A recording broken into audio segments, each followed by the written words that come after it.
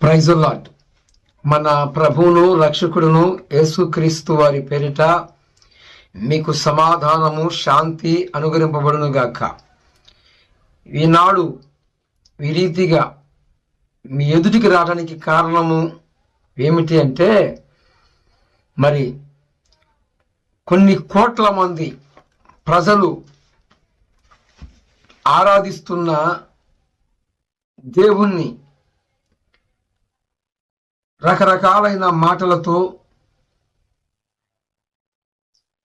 మరి దూషిస్తూ అనేక రకాలుగా ప్రలోభాలు పలుకుతున్న వారికి బుద్ధి కలుగునట్లుగాను, వారి యొక్క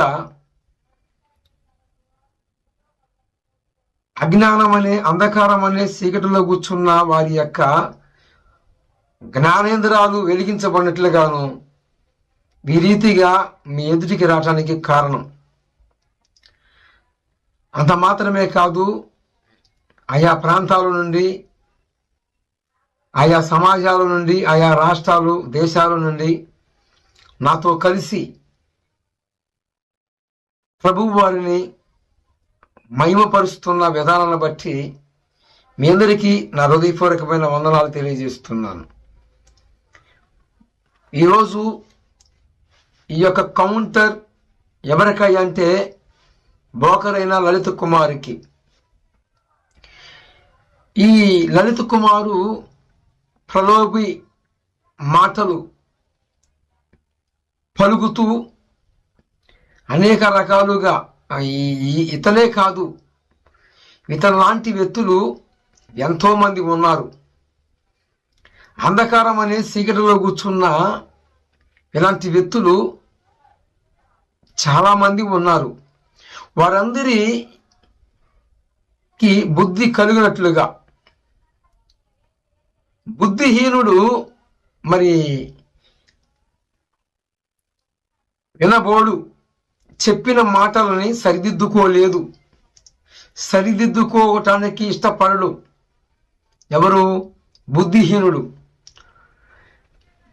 నేనంటాను, ఈ బ్రోకర్ అయిన లలిత కుమారు లాంటి వ్యక్తులు ఎందరూ ఉన్నా వారందరూ తెలుసుకోవాల్సిన సత్యము, శక్తి, వ్యక్తి. ఆ వ్యక్తి ఎవరై ఉన్నారు అంటే, ఈ సృష్టికి ఆధారమైన వాడు, సృష్టికి ఆది సంభూతుడిగా మరొక తరుణములో పిలవబడిన వాడు ఎవరయ్యా అంటే ప్రభువైన యేసుక్రీస్తు వారు. Praise the lord. బ్రోకర్ అయిన లలిత కుమారు మన యొక్క ఈ ప్రపంచములో మానవ జాతి ఉనికి స్వల్పకాలమే. ఏదో ఒక రోజున, ఏదో ఒక పరిస్థితిలో, ఏదో ఒక టైంలో 2 స్థలాలకి చేరటం ఖాయం. ఆ 2 స్థలాలు ఏమేమిటి అంటే, మొదటిది మోక్షము లేక పరలోకము, ఆ రెండవది పాతాళము లేక నరకం. ఈ నరకము నుండి విడుదల పొందాలి ఒక మనుషుడు. ఆ యొక్క శాపము నుండి, పాపము నుండి, మనుషుల యొక్క ఆ యొక్క శాప దోషముల నుండి విడుదల పొందాలని అనేక రకాలుగా, అనేక తరుణంలో అనేక రకాలుగా మరి అనేక రకాలు పూజలు, పురస్కారాలు, హోమాలు, యజ్ఞాలు అనేక రకాలైనవి చేస్తున్నప్పటికీ వారి యొక్క కర్మ ఫలము, వారి యొక్క శాపము, పాపము వీరి మీదనే ఉన్నది అంటానికి పరిశుద్ధ గ్రంథములో బైబిల్ సాక్ష్యం ఇస్తుంది. మనకి దేవుని మాట చదివిస్తున్న మాట ఏంటంటే, బ్రోకర్ లలిత కుమారు పరిశుద్ధ గ్రంథమైన బైబిలులో నీలాంటి ఒక వ్యక్తి ఉన్నాడు. నువ్వు ఎలాగైతే భారతదేశ ప్రజల కాడ దేవాలయాల పేరుతో, ధర్మాల పేరుతో అనేక రకాలుగా దాచుకుంటున్నావు. అయితే నీలాంటి వ్యక్తి ఒక ప్రబుద్ధుడు అని చెప్పవచ్చు. ఈ యొక్క బలహీనుడు, ఈ యొక్క మనుషుడు చేసిన ఆ యొక్క శాపము నిమిత్తమైన ఫలము ఎంత తీవ్రంగా ఉందో తెలుసా? యాకోబు మొదటి పత్రిక 1వ అధ్యాయము 15వ వచనములో దురాశ గర్భము ధరించి పాపము పరిపక్వంగా మరణమునే గనిద్దట. అలాగనే నేను చెప్పబోతున్న ఆ వ్యక్తి యాజిడీజుగా బ్రోకరైన లలిత కుమారుతో పోలికగా కలుస్తాడు. బ్రోకరైన లలిత కుమారు నేను తెలియజేయబోతున్న వ్యక్తి, వీరిద్దరిలో పనిచేస్తుంది. అది ఏంటి అంటే దురాత్మ, అపవిత్ర ఆత్మ, కుటుంబాలని నాశనానికి తీసుకెళ్లే ఒక అపవిత్ర ఆత్మ ఉన్నదని, మరి ఆ యొక్క దురాశ వలన ఆఖరికి అంటే ఉపమాన రీతిగా మన తరములో ఉన్న ఈ బ్రోకరైన లలిత కుమారు లాంటి వాళ్ళు మన తరంలోనేనా, మన పితరుల తరము, పూర్వీకుల తరాలలో కూడా ఉన్నారా అనేదానికి ఒక వ్యక్తిని మీ దృష్టికి తీసుకొస్తాను. యెహోషువ గ్రంథము 7వ అధ్యాయము 20వ వచనములో ఒక వ్యక్తి ఉన్నాడు. ఆయన పేరేంటయ్యా అంటే ఆకాను. ఈ ఆకాను అనేవాడు యెహోషువ పక్షమున ఉండి యుద్ధం చేస్తున్న ఆ తరుణములో అందరూ నానా విధములుగా యుద్ధములో పోరాడుతూ ఉంటే ఈ ఆకాను అనేవాడు కొంత శపితమైన వాటిల్లో ఉన్నది, కొంత వెండి, బంగారము, ప్రశస్త వస్త్రములు, ఇలాంటి 3 వస్తువులని అపహరించి తన గుడారములో దాచి పెడతాడు. ఎలాగా అంటే బ్రోకరైన లలిత కుమారు మరి దేవాలయాల పేరిట, ధర్మాల పేరిట ఎలాగ దాచుకున్నాడని ఈరోజు మరి స్పష్టంగా ఈ ఆకాను అనే ఎత్తి మన తరములో మనం చూస్తున్నాం. బ్రోకరైన లలిత కుమారు లాంటి వ్యక్తులు చూసినప్పుడు పరిశుద్ధ గ్రంథములో కూడా మన పూర్వీకుల తరాలలో కూడా ఉన్నారు.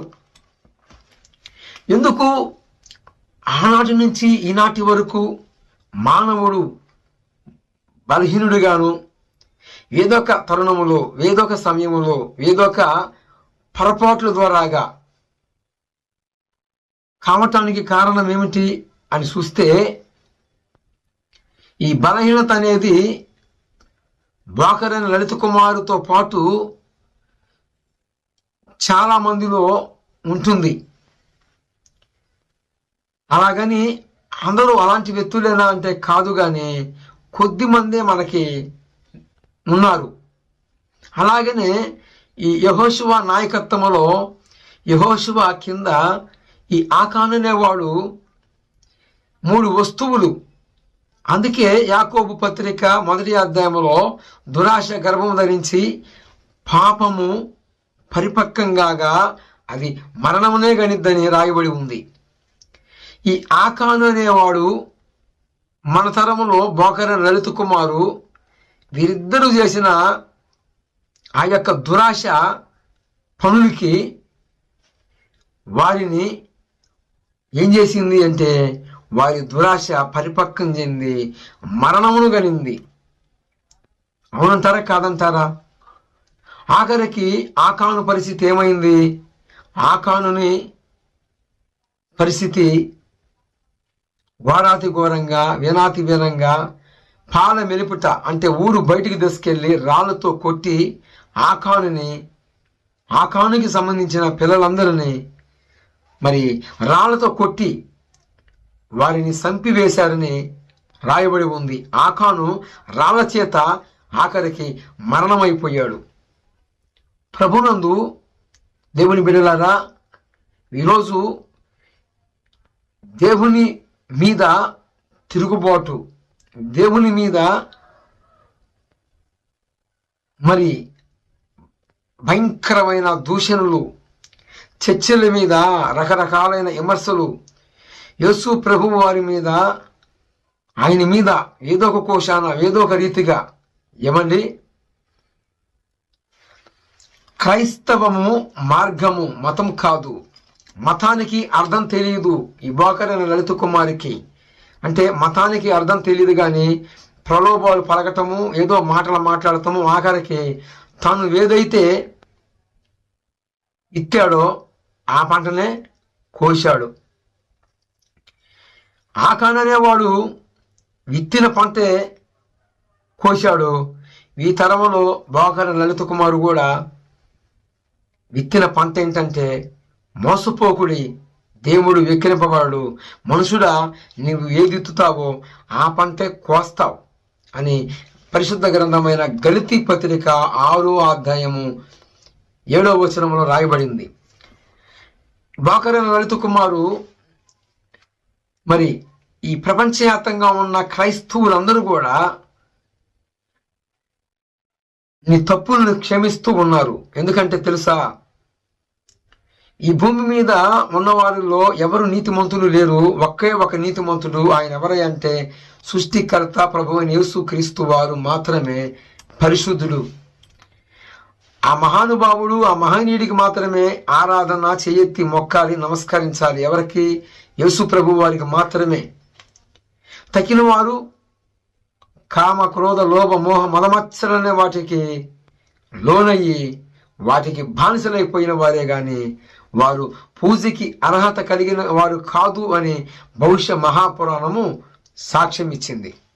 కనుక ఈ కౌంటరు బోకరైన లలిత కుమార్ లాంటి వాళ్ళు ఎందరైతే ఉన్నారో వారందరూ ఆలోచించాలని, దిద్దుబాటు చేసుకోవాలని, ఈయన ప్రగాఢ విశ్వాసము లేక వీరి దిద్దుబాటు కోసము నా మీద ఒక భారం ఉంది, తక్కిన రకాలైన విశ్వాసాలలో లేని, తక్కిన అంటే మతాలు అని కల్పించబడిన వాటిల్లో ఏ మతములో లేనిది ప్రభు అయిన యేసుక్రీస్తు వారి యొక్క పరిశుద్ధ గ్రంథములో ఉన్న మాట ఏంటంటే, సర్వలోకమునకి వెళ్ళి సర్వ సృష్టికి సువార్త ప్రకటించుడి, వారిని నా శిష్యులుగా మార్చండి అనే భారము నా మీద మోపబడిన కారణాన్ని బట్టి ఈ బోకరైన లలిత కుమారుతో పాటు ఎందరైతే ఆలకిస్తున్నారో, వింటున్నారో, ఎందరైతే కామెంట్ల ద్వారాగా తెలియజేస్తున్నారో వారందరూ కూడా నిజమైన రక్షకుడిని యేసుక్రీస్తుని తెలుసుకుంటారని, అందరికీ సువార్త ప్రకటించమని మార్కు సువార్త 16వ అధ్యాయము 15వ వచనములో రాయబడిన ప్రకారముగా, అందుకే ఒక ఫలమన్నా ఫలించకుండా ఉంటుందా అనే ఆశ. దేనికి ఆశ? ఈ బోకరైన లలిత కుమారులాగా కోట్లు కోట్లు వెనకాలు వేసుకోవాలని ఆశ లేదు, కానీ ఉచితమైన రక్షణ ప్రభువైన యేసుక్రీస్తు నందు విశ్వాసం ఉంచితే మీకు రక్షణ కలుగునుగాక. ఆమేన్. సరిచూసుకోనండి. దురాశ గర్భము ధరించి పాపం పరిపక్వంగా ఆఖరికి మరణమే గనింది. అలాగనే ఆకాననేవాడు అలాగనే ఆ పాపము పరిపక్వమైంది. బోకరైన లలిత కుమారు లాంటి వాళ్ళు ఎంతోమంది, అంటే మనుషులు ఏదో ఒక రీతిగా తొట్టిలో పడతారు, కానీ మనుషులుగా ఉన్న వాళ్ళు ఎవరి మీదైతే ఆధారపడుతున్నారో దేవతా దేవుళ్ళని, వారందరిలో కామ, క్రోధ, లోభ, మోహ, మదమత్సరనేవి వారు జయించలేదు. అలా జయించిన వాడు ఒకే ఒక మహానుభావుడు, మహనీయుడు, సర్వశక్తి కలిగిన వాడు. ఆయన పేరు సైన్యములకు అధిపతి యెహోవా. ఆయనే ప్రభువైన యేసుక్రీస్తు వారిని మీకు కంఠాపథంగా తెలియజేస్తున్నాను. ఈ మాటలు మీ హృదయములో నీరుగట్టి పరపచేయునుగాక. ఆమేన్. బోకర లలిత కుమారు, నీతో పాటు ఉన్న వారందరూ కూడా మారు మనసు పొందుదురుగాక. మీ పేర్లన్నీ కూడా జీవగ్రంథమందు రాయబడునుగాక. నరకం తప్పించుకొని మోక్షమునకు చేరుదురుగాక, అనగా పరలోక రాజ్యములో మాతో కలిసి మీరు కూడా ఉంటారని నా ప్రగాఢ విశ్వాసము. మీకు మనోనేత్రాలు వెలిగించబడునుగాక.